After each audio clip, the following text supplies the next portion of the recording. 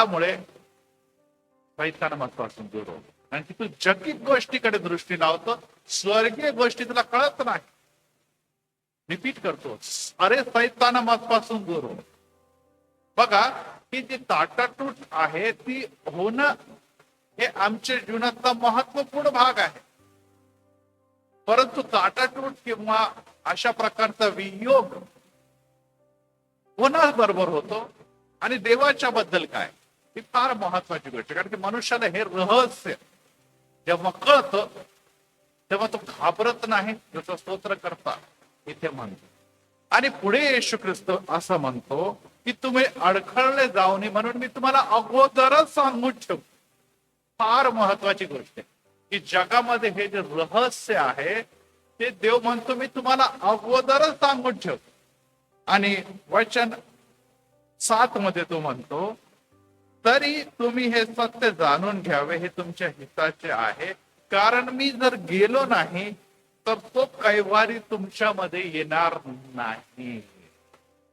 मी जर गेलो नाही तर तो कैवारी तुम्हामध्ये येणार नाही. मी गेलो तर त्याला तुमच्याकडे पाठवीन. आणि तो पापाविषयी, नीतिमत्वाविषयी व न्याय निवाडाविषयी जगाची खात्री करेल. तो मी जातो आणि त्याला पाठवणार आहे. आणि आपल्या सर्वांना माहिती आहे की तो म्हणजे कोण आहे? पवित्र आत्मा, सत्याचा आत्मा, पवित्र आत्मा तुम्हावर येईल. मी तुम्हाला कदापि एकटे सोडणार नाही. जेव्हा येशू ख्रिस्त या सर्व गोष्टी करत होता तेव्हा हे 3.5 वर्षाची वाटचाल शिष्य आणि प्रभू येशू ख्रिस्ताची ती संपुष्टात येणार होती. शिष्य आता घाबरलेले होते की नुसतं 3.5 वर्षाचा प्रवास. येशूचं वय तरी किती आहे? 33 वर्ष. आणि ह्या लहान वयामध्ये तो जाण्याच्या बद्दल बोलायला लागलेला. ज्या महान आणि अद्भुत गोष्टी, ज्या स्वर्गीय गोष्टी आणि योजना देवाने कळवलेले ते 3.5 वर्षाच्या एवढ्याशा लहान पिरियड मध्ये संपुष्टात येणार. ते कसं काय होणार? त्यामुळे ते घाबरलेले, भयभीत आहे. कारण की येशूच्या शिवाय त्यांनी आपल्या जीवनाचा किंवा आपल्या या वाटचालीचा कधी देखील विचार केला नाही. आणि त्यामुळे आज त्यांच्यासाठी हा फार मोठा आणि कठीण असा प्रसंग निर्माण झालेला आहे की येशू गेल्यानंतर आमचं होणार तरी काय. काही व्यक्तीच्या बद्दल, काही परिस्थितीच्या बद्दल आपण हा विचार करतो की जर ही परिस्थिती गेली किंवा ही व्यक्ती गेली तर आमचं होणार तरी काय. कारण की आम्हाला त्या परिस्थितीचा अर्थ आहे पैसा आहे, धन आहे, समृद्धी आहे, आपले सगळे प्रियजनांबरोबर सुखाने सगळं आपण वावरत आहोत, संसार करत ही परिस्थिती आहे.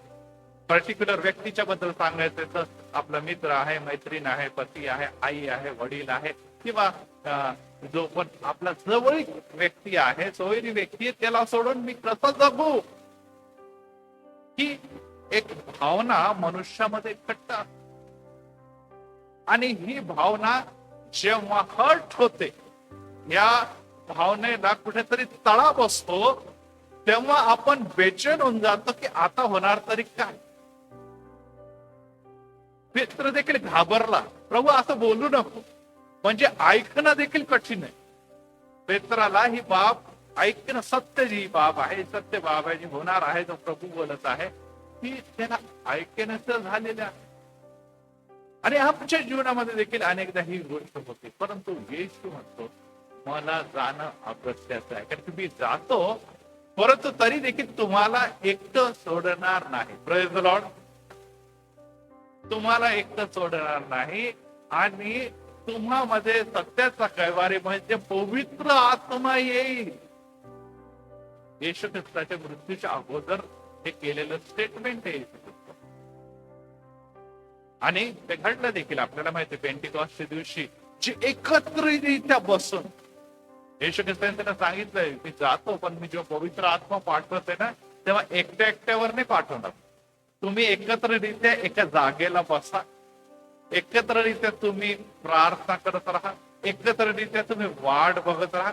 आणि त्या समय तुम्हाला त्या अद्भुत समय अद्भुत स्पर्श, अद्भुत आशीर्वादाचा लाभ मिळणार आहे जेव्हा पवित्र आत्मा तुम्हावर येईल. आता हे एकत्र काय, आपल्याला माहिती आहे, ते माडीवरच्या खोलीवर एकत्र असताना तो महान आनंद जो आज देखील जगामध्ये 50व्या दिवशी, येशूच्या पुनरुत्थानाच्या 50व्या दिवशी आपण सेलिब्रेट करत असतो, आणि त्याला म्हणतात पेंटिकॉस्ट. आणि पेंटिकॉस्टच्या दिवशी आपल्याला माहिती आहे हे लोक आता एक शिष्यांचा समूह नाही, 120 लोकांचा समूह नाही, तर हे झाले एक मंडळी. हे बदललं एक मंडळीच्या स्वरूपामध्ये, आणि त्याच दिवशी मंडळीची स्थापना होताना आम्हाला दिसते. म्हणजे आता प्रभू येशू ख्रिस्त म्हणतो की तुम्ही देखील एकटे राहू नका, तुम्ही एकत्र बसा, एकत्र राहा, कारण की एकत्रीकरणामध्ये काहीतरी विपुल तुमच्याकडे येणार आहे, आणि तो देव असणार, आणि तो देव जो पवित्र आत्मा तुमच्या आणि माझ्या जीवनामध्ये येईल. आणि त्यानंतर त्यांनी 3 कार्य येथे लिहिलेले आहेत. प्रियांनो, ही बाब फार महत्वाची आहे, कारण या दिवसामध्ये आपल्या भारत देशाच्याकडे जर बघितलं तर त्याची लोकसंख्या जवळजवळ आता 140 कोटी झालेली आहे. जगामध्ये सगळ्यात जास्त गर्दीवाला, सगळ्यात जास्त लोकसंख्यावाला, सगळ्यात जास्त भरलेला हा असा समय आहे. आपण सकाळी घरून निघालो तर किती छान वाटतं, अरे बाबा एकटे गाडी, रस्त्यावर कोणी नाही. परंतु आज आपण जर 11-12 वाजता गेलं तर रस्त्यावर चालण्याची पण इच्छा होत नाही, बाहेर पडण्याची पण इच्छा होते, कारण गर्दी. परंतु प्रश्न आहे तर ही गर्दी आहे, पण या गर्दीमध्ये आपला कोण आहे, या गर्दीमध्ये माझा आहे तरी कोण? तेव्हा जेव्हा आपण विचार करू लागतो तर आपल्याला वाटतं अरे मी तर फरक आहे, माझा जवळचा कोणी नाही, माझा जवळचा व्यक्ती कोणी देखील नाही.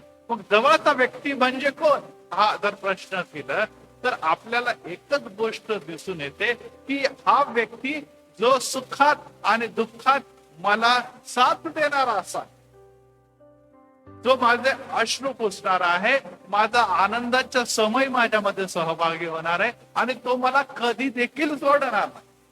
ही शाश्वती जी आहे ती तुम्हाला आणि मला सदोदित आनंदित करत राहते. यस, कोणीतरी आहे, कोणीतरी माझा आहे, कोणीतरी माझी आहे, जो व्यक्ती माझ्यासाठी, माझ्याबद्दल, माझ्या आनंदाबद्दल, माझ्या सर्व समस्याबद्दल काळजी करतो. ही भावना जी आहे ती तुम्हाला आणि मला एक काय करत असते, एक धीर देत असते, एक बळ देत असते, आणि एक समाधान देत असते की मी एकटा नाही. शिष्य घाबरते की आम्ही आता कसं काय करणार, प्रभूजी तू चाललेला. हे अचानक जे डिफॉल्ट आहे ते पण भयानक डिफॉल्ट. ही गर्दीमध्ये वावरणारे येशू, हजारांच्या लोंढ्यामध्ये चालणारे येशू आम्हाला एकटं सोडून चाललेला आहे.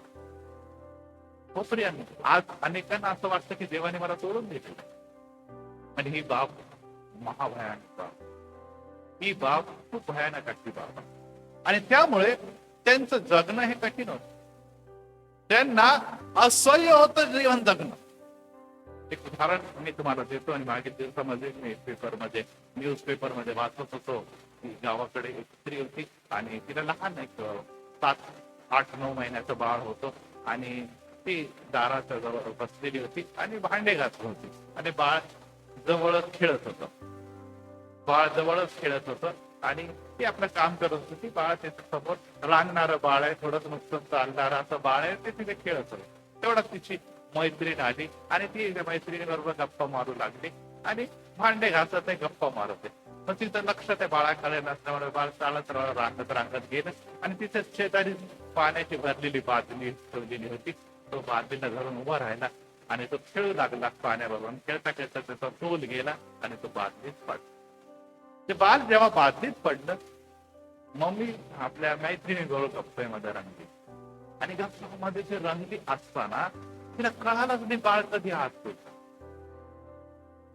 आणि काही वेळानंतर तिला लक्षात आलं, अरे बाळ कुठे दिसत नाही, बाळ कुठे दिसत नाही, गेला तरी कुठे. आणि इकडे तिकडे तिने धावपळ केली, नाही अचानक तिने बाळा त्या बादलीच्या पाण्यामध्ये बुडाले. घाबरली, लवकर त्या बाळाला बाहेर काढलं, तिला हॉस्पिटलाइज केलं, परंतु डॉक्टर बाळ गेलेलं आहे. पाण्यामध्ये बुडून त्याचा मृत्यू झालेला आहे. खूप मोठा शोक त्या घरामध्ये, खूप मोठे रडणं त्या घरामध्ये. ती घाबरली होती, तिला आता कळे नाही, कारण की तिला कळून चुकली होती माझ्या हातून एक मोठी चूक झाली आहे, माझ्या हातून एक मोठा गुन्हा झालेला आहे. आता मी माझ्या पतीला, माझ्या सासरच्या लोकांना, माझ्या प्रियजनांना कसं तोंड दाखवू की बाईला काही कळतं की नाही, एवढं लहान बाळ इथे तुझ्या जवळ आहे, त्याला तू सांभाळायचं, संगोपन करण्याची जबाबदारी दिली, आणि काय अवस्था झाली. आणि बाळ जेव्हा ती घरी आणलं, पती आणि ते घरचे लोक चांगले होते, म्हणजे जाऊ दे आता काय करवडू नको, जे आता ते घडलं. सगळेजण शोक करत होते, सांत्वन देत होते, धीर देत होते, परंतु तिचं मन आतून खात होतं. तिला सारखं वाटत होतं की हे बाळ निश्चितच जगावलेलं आहे, त्याचं कारण मी आहे, त्याचं कारण मी आहे, मी या बाळाला मारलं आहे. ती सारखी एकटी एकटी एकटी राहू लागली. सगळेजण तिला समजून घालायचे, सगळ्यांचे बोलायचे, सगळे तिला निश्चितच धीर देत होते, परंतु तिचं मन आता कुठे लागले. तिच्या मनामध्ये एकच खंत सारखे होते की ती माझ्या बाळाची हत्या आहे. आणि पुढे असं झालं की एक पहाटे जेव्हा पती उचलाय तर त्यांनी म्हटलं बायको नाही, त्यांनी धावपळ केली आणि असं दिसलं की गावाच्या बाहेर रेषेवर एक झाडाला तिने फास घेऊन आत्महत्या केली. पत्रामध्ये लिहिलं की मी माझ्या बाळ जे देवाने मला दिलेले आहे ते माझ्या हातून मरण पावलेलं आहे, मी त्याची हत्यारी, त्यामुळे मी हे जगात जगू शकत नाही, मी मरते. या जगामध्ये सर्वांनी पाप केलेला आहे. हे गुन्हा, तिला असं वाटत होतं की मार मोठा मी गुन्हा केला. पती समजत होता की काही काळजी करू नको, होतील आणखी संतती, आपल्याला होतं असतं कधीतरी, झालं आता तुझ्याकडून चूक, ते आता आपण परत मिळू शकत नाही, परंतु आपल्याला आयुष्य पुढे जगायचं आहे. परंतु प्रियांनो, आम्हाला देखील कळतं की आमच्या हातून चुका झालेल्या आहे, आमच्या हातून पाप झालेले आहे, परंतु तरी देखील आमचं मन आम्हाला खातं आणि आम्ही स्वतःला एकटं पाडतो. आम्ही मंदिरापासून, देवापासून दूर जातो, कारण की मंदिराच्या बद्दल आमचं कॉन्सेप्ट आहे की हे पवित्र जनांच्या लोकांची जागा आहे, मी तर पापी आहे. मी बायबल जेव्हा वाचतो, जेव्हा बायबल उघडतो, मला दिसतं काय तर इथे सर्व पवित्र पवित्र पवित्र गोष्टी, आणि यापैकी काही देखील मी पाळत नाही. माझ्या आचरणामध्ये काही देखील तसं नाही जे देवाचा पुत्र आणि देवाच्या कन्याला शोभेल असतं. आणि त्यामुळे आपण दूर दूर दूर दूर दूर जातो. लोक सगळे आपल्या बरोबर, परंतु लक्षात ठेवा प्रियांनो, शेवटपर्यंत साथ देणारा एकच आहे आणि तो आहे प्रभू येशू. Praise the Lord. एकच आहे तो प्रभू येशू. आणि एकदा मी स्टेटमेंट करतो, लक्षात ठेवा, येशू तुमच्या आणि माझ्या जीवनाच्या शेवटच्या श्वासापर्यंत तुमची आणि माझी वाट बघतो. Praise the Lord. आमच्या जीवनाच्या शेवटापर्यंत तुमची आणि वाट बघतो, परंतु मृत्यू नंतर आम्ही त्याची वाट बघणार. जोपर्यंत तुमच्या आणि माझ्या जीवनामध्ये श्वास आहे तोपर्यंत येशू तुम्हाला संधी देतो, या, फिरा, माझ्याकडे या, मी तुमच्यावर प्रीती करतो. कुठे तुम्ही चाललेला, का हरवलेला आहे, मी तुमच्यावर आता देखील प्रीती करतो. मी तो पवित्र आत्मा ठेवलेला आहे, तो तुला पापाची खात्री, एकटेपणाची खात्री देत असताना तुला जगामध्ये कोणी देखील नाही, स्वच्छ मित्र मी आहे, आणि माझ्या वधस्तंभाच्या जवळ ये, आपले अधर्म आणि पाप कबूल कर, पहा मी तुझ्यासाठी नुसतं जीवनच नव्हे तर युगानुगाचं जीवन ठेवलेलं आहे. Praise the Lord. परंतु मनुष्याला हेच जीवन कठीण झालं तर ते युगानुगाच्या जीवनाकडे जातच नाही. त्यासाठी प्रियांनो, एकच गोष्ट लक्षात ठेवायला पाहिजे की देव तुमच्यावर प्रीती करतो, माझ्यावर प्रीती करतो, जगाच्या प्रत्येक व्यक्तीवर तो प्रीती करतो, आणि अनेकदा आपण एकटे पडतो.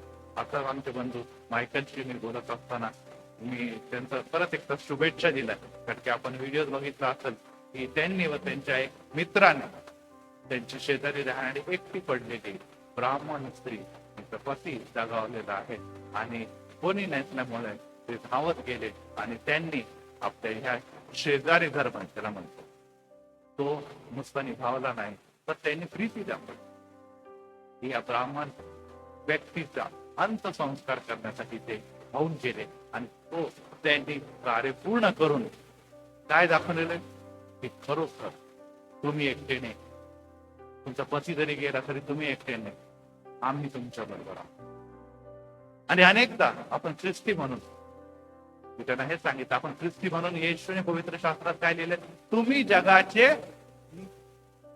तुम्ही जगाचे मिठाच्या शिवाय स्वयंपाक होऊ शकतो का? कोणती पण भाजी करा तुम्ही, मीठ पाहिजे त्याला, परंतु मीठ जर मिसळायलाच तयार नाही तर त्या मिठाचा लाभ तरी काय? वचन येशू ख्रिस्ताने म्हटलं ते पायाखाली तुडवलं जाईल, ते पायाखाली तुडवलं जाईल. तुम्हाला आणि मला या जगामध्ये देवाने वेगळं केलेलं नाही. तुम्ही या जगामध्येच राहते. येशूने पुढे ते गेत्सेमने बागेमध्ये प्रार्थना केली की ह्यांना काढून घ्यावं अशी मी प्रार्थना करत नाही, तर त्यांना तू या जगामध्ये पित्या सुरक्षित ठेवा आणि या सर्व संकटामध्ये त्याचं संरक्षण करावं ही मी तुझ्याकडे विनंती करतो. हो प्रियानो, येशू आज देखील प्रत्येकासाठी ही विनंती करतो की तुम्हाला या जगातून बाहेर पडायचं. अनेकदा आम्हाला असं वाटतं की परिस्थितीमुळे आम्ही एकटे पडलो, आमची कम्युनिटी एकटी पडलेली, आम्ही स्वतः वैयक्तिक एकटे, आमचं घर एकटं पडलेलं आहे. हे कोण पेरतं विचार? हा सैतान विचार करतो. तर ते सैतानाला निश्चितच हे आवडत नाही की तुम्ही सर्व एकत्र यावं आणि एकत्ररित्या देवाची योजना जी तुमच्यासाठी मंदिरात येते किंवा कुटुंबात येते किंवा वैयक्तिक येते त्याचा लाभ घ्यावा. आणि ज्या प्रकारे खोलीत आहे ते एकत्ररित्या जेव्हा येतं तेव्हा एकाला दुसरा, दुसऱ्याला तिसरा पेटवत ती अग्नी जी तयार होती त्याचा लाभ सर्वांना. 6व्या अध्याय यशायामध्ये, यशाया संदेष्टा जेव्हा तो जिवंत परमेश्वराला त्या सिंहासनावर बघतो तेव्हा तो जो एक महान सेवक होता, याजक होता, संदेष्टा होता, तो म्हणतो हाय हाय हाय माझे वाईट झाले. आणि पुढे तो म्हणतो कारण की मी अशुद्ध लोकांच्या मध्ये राहतो आणि मी अशुद्ध उत्साहाचा मनुष्य. यस, प्रभूच्या जवळ आल्यानंतर, पवित्र आत्म्याच्या सानिध्यात आल्यानंतर निश्चितच तुमचे आणि माझे पाप उघडकीस येतील. पण ह्याचा अर्थ नाहीये की तुमचे पाप उघडकीस आणणे म्हणजे देव तुम्हाला हाकलून देते किंवा तुम्हाला पतित म्हणून घालवून देते.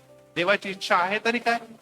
देवाची इच्छा ही आहे की तू या अधर्म आणि पाप, तो पवित्र आत्मा तुला दाखवत आहे, शास्त्रात वाचलेले की ते पाप तू वधस्तंभाच्या जवळ, येशू ख्रिस्ताच्या जवळ तू कबूल कर. जेव्हा आपण आपले पाप पदरी घेतो, आमचा देव विश्वसनीय आणि न्याय येतो, तुमच्या सर्व धर्म आणि पापांची क्षमा करतो आणि त्यानंतर तुम्ही त्याचे पुत्र आणि त्याची कन्या म्हणून ओळखला. आणि तेव्हा काय घडलेलं?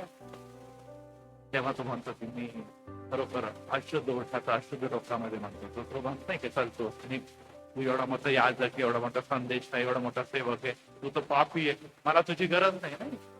तेव्हा एक सराफीम उडत उडत गेला, वेदीवर तर इंगळतेने घेतलं आणि त्याच्या ओठाला त्याच्या जिभेला स्पर्श करून म्हटलं की तुझे पापाचे प्रायश्चित्त झालेले आहे. आणि मग त्याला एक वाणी ऐकू आली, कोणाला? यशायाला. की आणि परमेश्वराची की माझ्यासाठी कोण जाईल, मी कोणाला पाठवू? बघा, यशाला बोलत नाही तर इन जनरल बोलत आहे वाणी, मी कोणाला पाठवू, माझ्यासाठी कोण जाईल? हो प्रियांनो, आज ही वाणी तुम्हाला आणि मला, जेव्हा आपण मंदिरात येतो, देवाच्या सानिध्यात येतो, कारण की आपल्याला दिसतं यशायाला तर दृष्टांतामध्ये, दर्शनामध्ये मंदिरामध्ये देव घेऊन आला आणि काय घडलेलं? दर्शनानंतर आपल्याला ती वाणी ऐकू आली. जेव्हा त्याच्या पापाचं प्रायश्चित्त माझ्यासाठी कोण जाईल? तेव्हा यशायाला हा मी आहे. Praise the Lord, praise the Lord. Yes, ही एक कॉलिंग आहे, ही कॉलिंग आहे आणि आज ती कॉलिंग तुम्हाला आणि मला येत आहे. तुम्ही एकटा नाही, तू पापी नाही, कारण की तू माझे पुत्र व कन्या. जगामध्ये राहत असताना मनालाच गावतो, समस्यामुळे, आजारपणामुळे, निराशामुळे आपल्याला दिसत आहे की जगातले सगळे आम्ही स्वतःला एकटं समजतो, परंतु परमेश्वराचं वचन आज स्तोत्र आपल्या योहान 16 मध्ये सांगतं की मी राहतो आहे खरा, परंतु मी तुला एकटं सोडणार नाही. आज देखील या समयामध्ये येशू या मंदिरामध्ये आहे. पवित्र आत्म्याची वाणी तुम्हाला आणि मला सांगते की स्वतःला एकटं समजू नको, एकटं समजू नको, कारण की मला तुझी गरज आहे. स्तोत्र आपला संदेश अशा प्रकारे म्हणतो की तू माझ्या दृष्टीने अमोल आहे. ते स्त्रीला असं वाटलं की आता मला मरणाशिवाय काही मार्ग नाही. आज या जगामध्ये अनेक जण म्हणतात की अरे काय जगायचं, जगण्यापेक्षा मरण सोपं आहे. कदाचित सोपं असत, पण मरणानंतर जे सार्वकालिक मरण ते फार कठीण आहे. ते तुम्हाला आणि मला कळायला पाहिजे. आणि आज मरणापासून नव्हे तर सार्वकालिक जीवनाकडे जर देव घेऊन चाललेला आहे, तर त्याचा लाभ आपण कधी घेऊ शकता. त्याचा गांभीर्याने आपल्याला विचार करणं गरजेचं आहे. जेव्हा आता आपण पुढे येणार आहोत, यशायाच्या ओठांना जिभेला वेदीचा इंगळ लावला. आता आमच्या डोक्याला तेलाचा स्पर्श होणार आहे. Praise the Lord, praise the Lord. तेलाचा स्पर्श होणार आहे. आणि देव परत एक बार तेच रिपीट करत आहे जे मंदिरातून वाणी आली होती की माझ्यासाठी कोण जाईल, माझ्यासाठी कोण जाईल. तुम्ही म्हणा नाही मी ते एकटाच आहे, मी एकटाच आलो, मी एकटाच जाणार. अशी मनोवृत्ती आपली आहे. जरी तू एकटा जाणार आहे, परंतु देव म्हणतो मला तुझी गरज आहे. हे जगा अंधकाराने काळोखात असताना प्रकाश हा तुझ्याकडे आलेला आहे, यासाठी की तू प्रकाशित व्हावा व इतरांना प्रकाश द्यावा.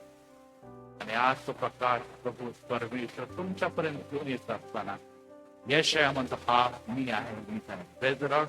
तेलाचा स्पर्श हा जो आहे तो नुसता आरोग्य देण्यासाठी, तेलाचा स्पर्श आम्हाला शांती किंवा समाधान देण्यासाठी, तेलाचा स्पर्श विधी परंपराने हा आहे अभिषेक. Praise the Lord.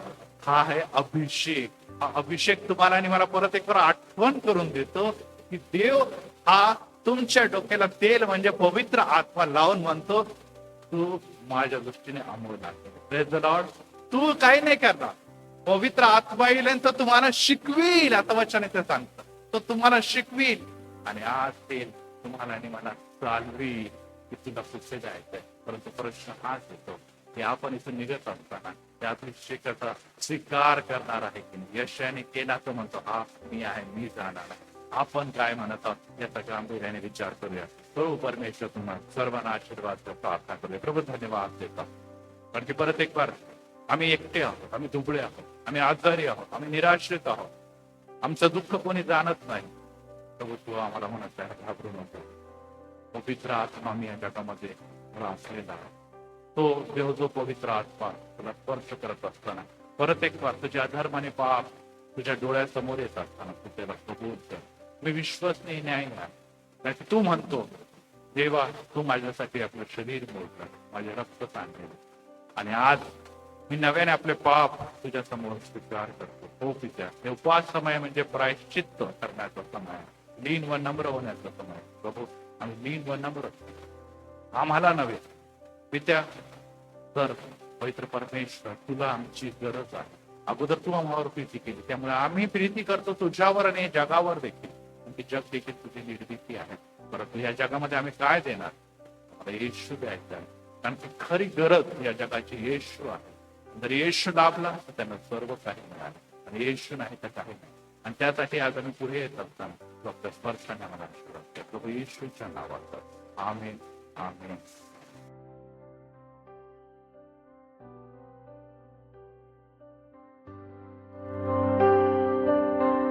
त्यामुळे